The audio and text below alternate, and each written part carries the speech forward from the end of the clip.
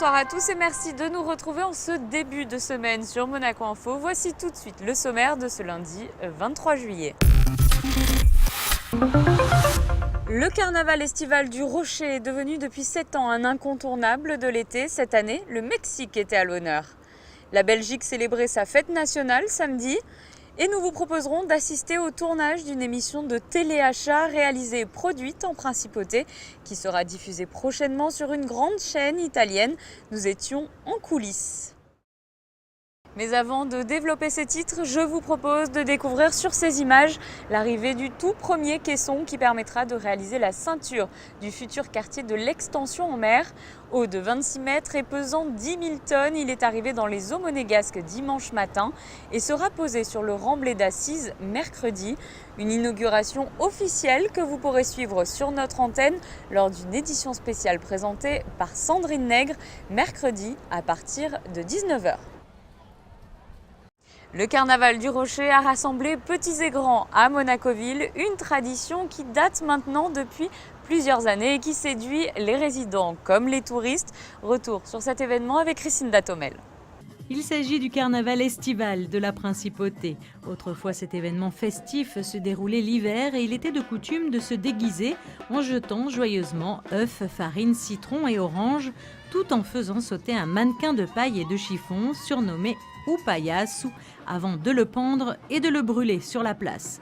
Au fil des ans, ce carnaval a évolué. Il se déroule aujourd'hui l'été et Upayasu est devenu Ucharatu. Un nom monégasque évocateur et qui annonce la couleur, car du chahut, il y en a eu vendredi dans les ruelles de Monacoville, à la grande joie des enfants. Le jour du carnaval, tout le monde se déguise, on fait la fête et c'est chouette.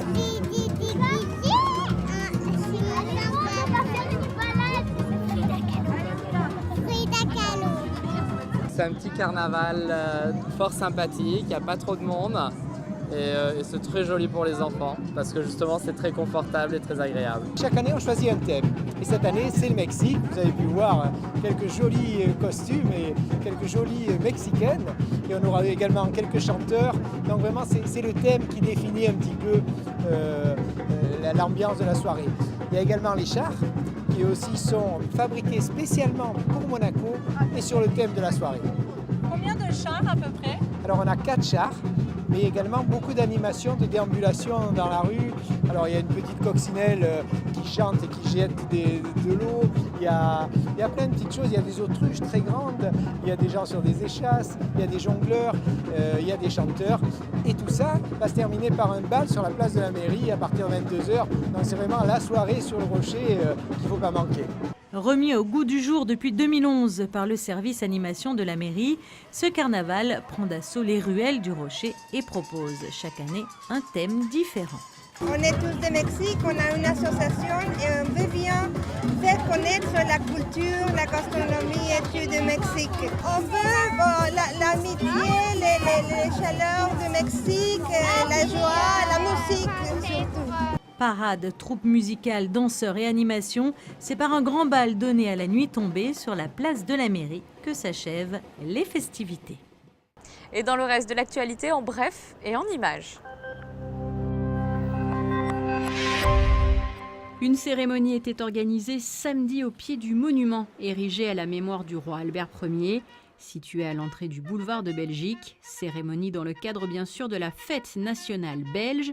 Cette date commémore le serment prêté le 21 juillet 1831 par Léopold de Saxe-Cobourg, premier roi des Belges, à rester fidèle à la Constitution. 1200 ressortissants belges vivent à ce jour à Monaco. Cette cérémonie, vous le voyez, était organisée par et en présence de Nancy Dota van Tendelou, consul honoraire de Belgique à Monaco, justement. Au cours de ces dernières années, la production audiovisuelle s'est considérablement développée en principauté.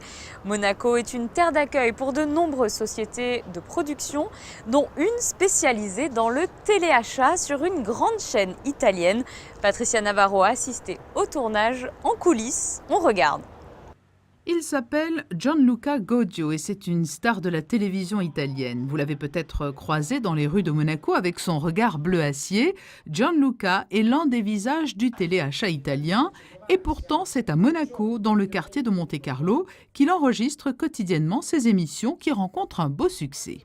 On est sur Monaco, maintenant c'est la première place au monde pour, je crois, et pour le business et pour le luxe. Tout ça part d'ici. Avant on était en Italie, on est très connu en Italie et après on a décidé de se déplacer sur Monaco et on fait tout là, ici dans notre siège boulevard Princesse Charlotte au Victoria. On a l'émission, on est sur la chaîne 262 de la box Monaco Telecom, dans les PAC Italie. La success story de Gianluca réside dans un concept novateur, un téléachat, mais non pas d'ustensiles de cuisine ou de gadgets que chacun rêverait d'avoir chez lui. Ce qu'il propose à la vente vaut bien plus cher et est bien plus rare. Ce sont des œuvres d'art. Nous, on a une programmation de 24 heures par jour. On a 4 émissions de 3 heures chacun. Et pendant chaque programme, on fait des propositions, on présente les artistes italiens, les artistes français, les artistes les plus connus dans le monde, soit qui sont déjà morts, soit qui sont en vie, mais qui sont les artistes avec lesquels on peut faire vraiment les investissements meilleurs sur l'art dans le monde entier. Chaque jour, avec son réseau de téléachats qui rayonne en Europe et va jusqu'aux Émirats, Gianluca Gaudio entre dans le foyer de plus de 50 millions de familles, de quoi lui permettre de conserver son inaltérable sourire. Voici pour l'essentiel de l'actualité, mais quel temps fera-t-il tout au long de cette semaine? La réponse tout de suite en images. Du soleil et des températures estivales sont prévues mardi. Le mercure atteindra les 29 degrés. Des nuages feront leur apparition en milieu de semaine et il semblerait qu'ils s'installent dans le ciel monégasque pour plusieurs jours. Mais bonne nouvelle, le soleil devrait parvenir à s'imposer à plusieurs reprises. Température stationnaire de 23 à 29 degrés jeudi et vendredi. N'oubliez pas bien sûr de vous hydrater et de vous protéger du soleil, surtout si vous allez à la plage. L'eau de mer atteindra, elle, les 27 degrés. C'est la fin de ce journal, merci de votre fidélité. N'oubliez pas que vous pouvez retrouver toute notre actualité sur les réseaux sociaux. Je vous dis à très bientôt sur Monaco Info.